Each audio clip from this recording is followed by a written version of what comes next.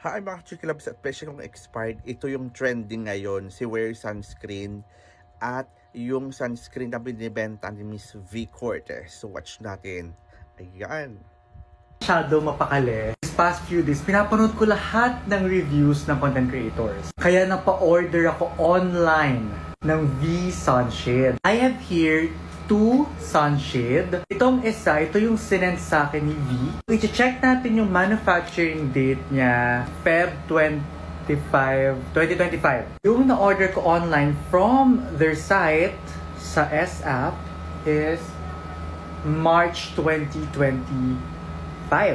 Ayan. So, nagtataka ako, bakit kaya yung review ko iba sa review ng mga napapanood ko na nabili nila online? Tinry ko kanina, earlier, and ito yung nakita ko. Okay ha? Hindi ko muna siya lalagay sa face ko. Papakita ko muna sa inyo yung mas closer para talaga mas makita natin yung difference nila. Okay, kung nakikita nyo, bawas na talaga to kasi ito yung sunscreen na ginagamit ko at tinest ko nung mga araw na tinetest ko to. Okay, uunahin natin to. This is Feb 2025. So, I'm gonna show you. Ito siya. Ayan siya ha. Closer look. And this is March 2025.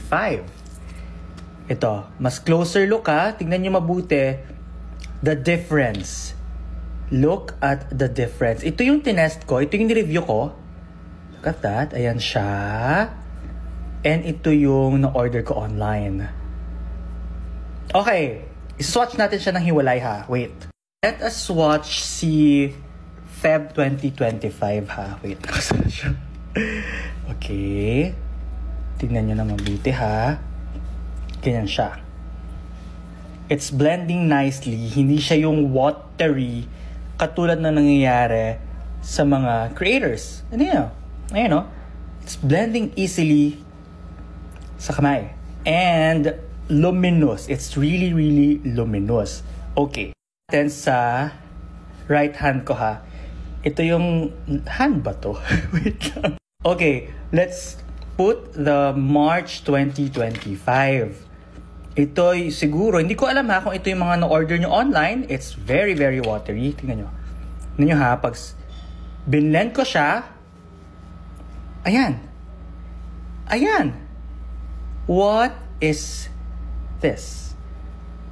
Tingnan nyo, sige. Pero, nag-blend naman siya, actually.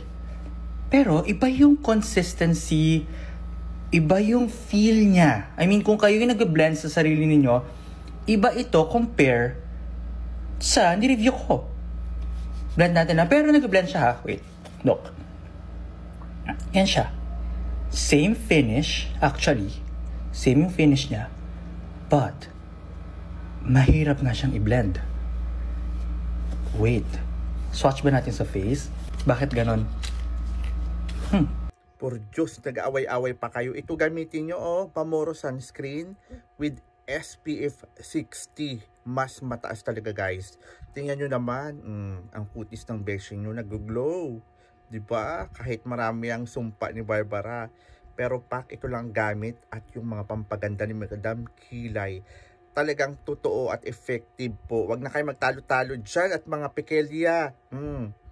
Pak, sino ka dyan?